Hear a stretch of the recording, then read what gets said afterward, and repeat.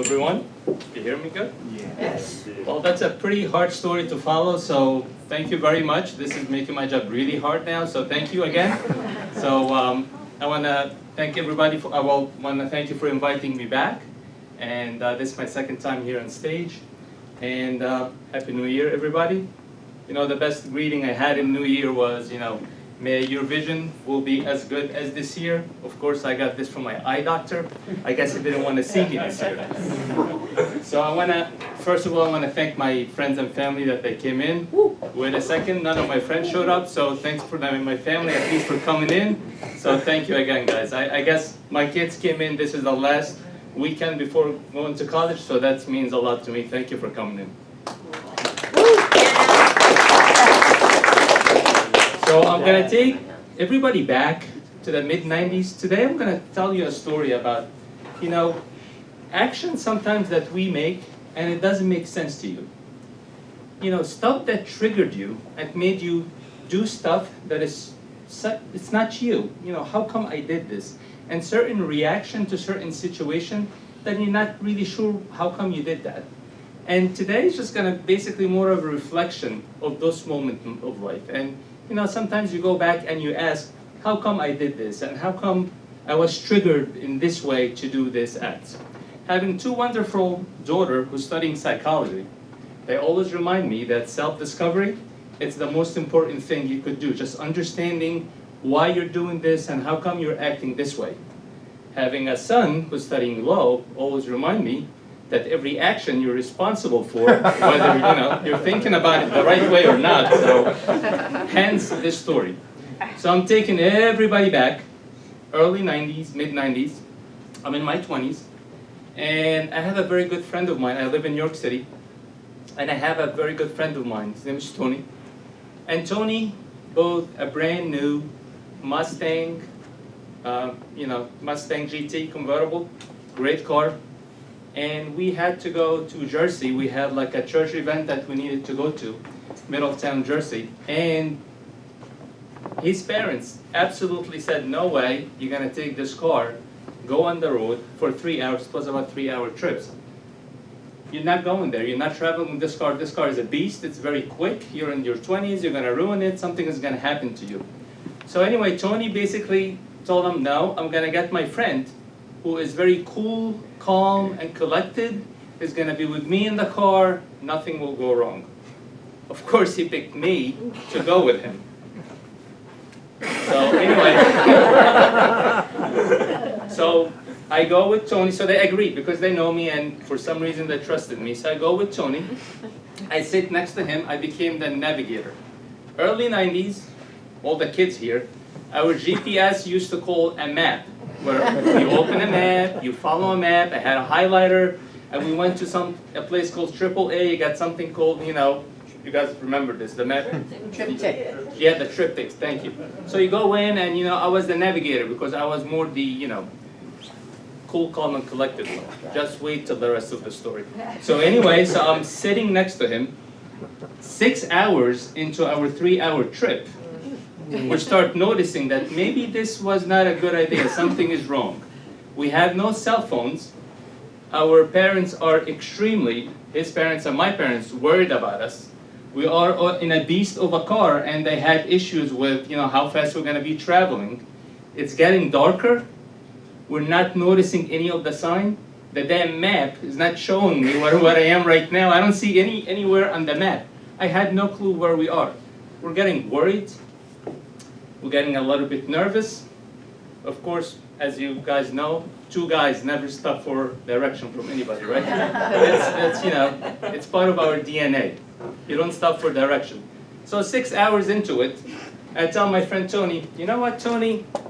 Something is wrong. Maybe you should pull over and, ask for direction or something like that. Anyway, we see a Panera Bread, we pull over, and we park in the parking lot. We are so worried. We have no phone. Now we have to look for quarters to make phone calls to our parents and stuff like that. It's getting dark. What time we're gonna arrive to our final destination? What's gonna happen? We're so worried, we're so excited. And all of a sudden he go on park. However, unfortunately, we did a small little mistake. We parked in a reserved parking. this parking was reserved for handicap. So we're idiots. That's a big mistake. Shame on us and everything else. But now I'm getting very worried and very concerned. What's going to happen now? I'm looking at the map. Where are we? And of course, police officer pulls right next to us, and he will tell us, "Hey guys, this is a handicap parking. Please move." Tony would said the right thing and said, "I'm sorry, officer. You know, we're going to move the car right now." Me, I see him. I'm very stressed out. I don't know what hit me. And basically, I responded, something spewed out of my mouth saying, "Do we look normal to you?"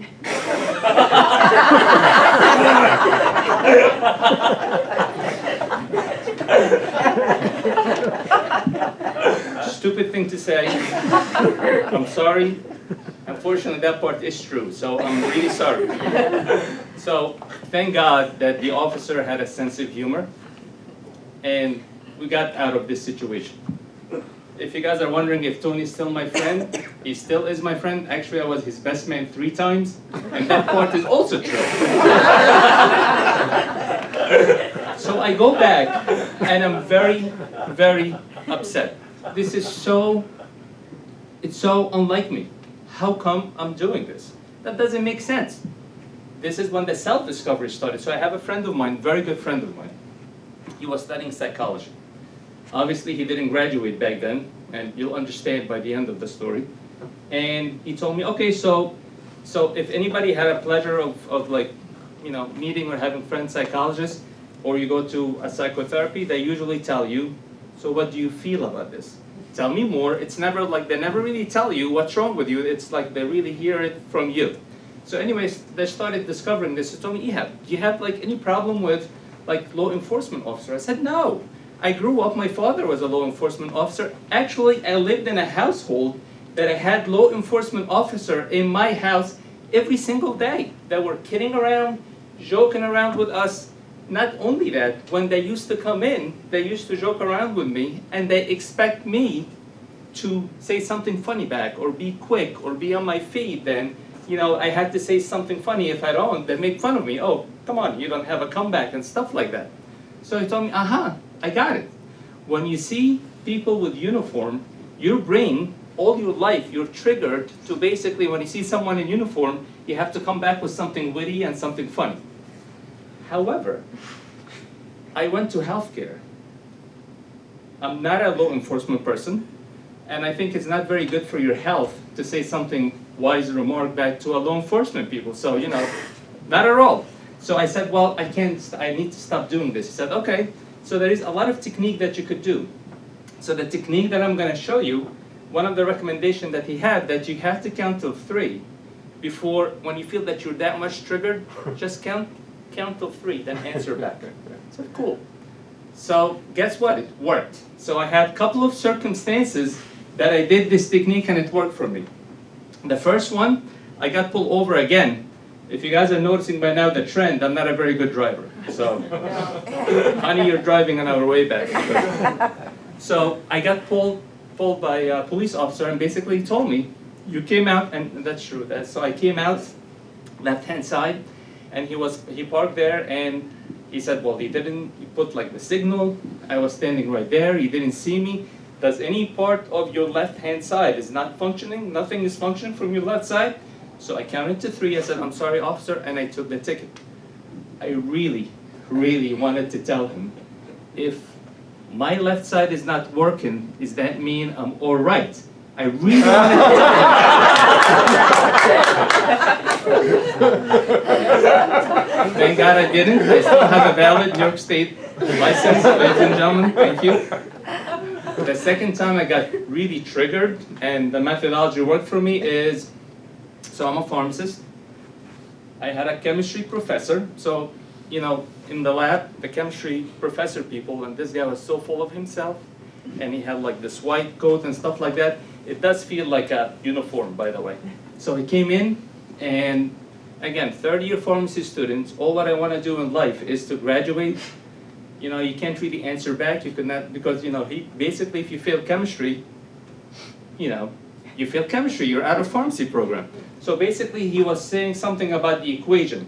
You know, I told you to send me this equation, you had to do some kind of equation. You didn't send it to me, and you know, what are you waiting for? And you know, I don't have the whole day for you, you have to send me this equation.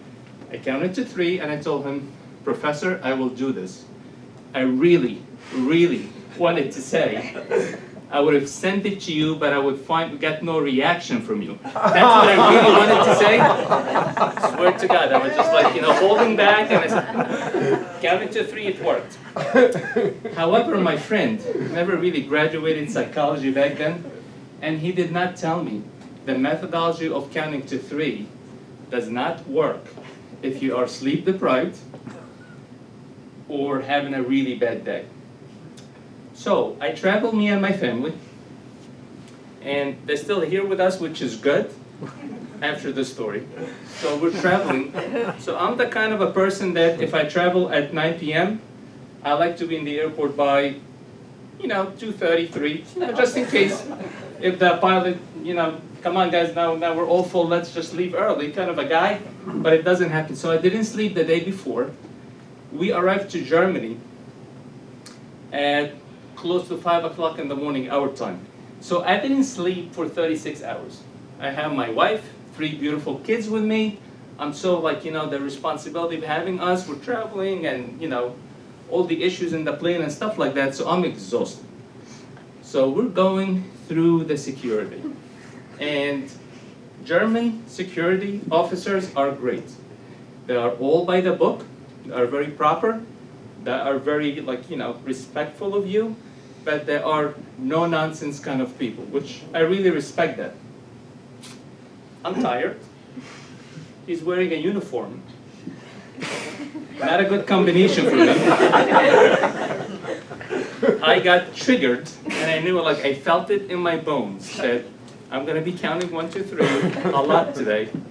And the gentleman basically tell me, sir, you will open this bag. I'm counting to 3, 1, 2, 3, and all what came out of my mouth is, okay, I will do it. So you will open it. I will. And I noticed that I'm doing something wrong, looking at my kids and my wife, and I see them, oh no, this is gonna be a very long trip. Here we go again with Dad. So anyway, that day we lost a lot of shampoos, conditioner, toothpaste, whatever we had in this damn bag. We just went back with the bag. So I go back to my friend.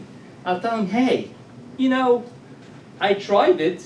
It didn't work. What are you thinking of? Like, you told me to count to 3. You told me, oh, you know, now that I graduated school, I could tell you that this technique does not really work when you're exhausted and tired.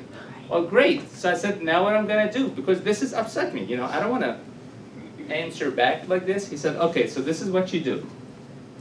Next time, when you're sleep deprived and something like this happens, you pinch yourself, then you count to 3, then you answer back. Okay, so I said, all right. So I go back. Then, you know, we live in Long Island, of course, and you know, Superstorm Sandy happened, and I work in a hospital. So all healthcare professionals, when Superstorm Sandy happened, we really stayed in the hospital for a lot of days. We spent maybe about good 4 days in the hospital. We couldn't leave because we did not have anybody to replace us. 4 days into it, finally I got a replacement. I'm leaving the hospital. I got a page. I pull over in the first available spot. Guess which spot I park in? Handicap. Thank you very much. And guess who pulls right next to me? A cop. Now this is a deja vu. So I said, no, I'm ready for this. I didn't sleep for 3 days. However, I got it. I'm good. So the poor officer. So I come in and he, sir, this is a handicap zone. Please move your car. But I got it. So I pinched myself and counted to 3. However, when I pinched myself, I guess because I didn't sleep for 3 days, I overreacted with the pinching a little bit, then the counting. So the officer basically saw someone doing this, answering to his question, please move your car. Okay, sir, no problem. So basically, I almost had an emergency room visit that day because he thought I'm drunk or something. So the moral of the story is, we are very, very complicated beings.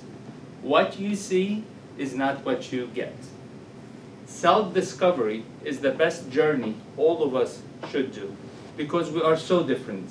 And you're gonna find a lot of interesting stuff about you the more that you start thinking about yourself and see what really, you know, make you tick, I guess. And, you know, my 3 kids have been always my inspiration. And yeah, that's one of them. They've been always my inspiration. However, I always pray that, sorry kids, please don't marry any health, you know, law enforcement officer, because last thing I want is for the rest of my life, I'm counting to 3 or pinching myself. Thank you very much, guys.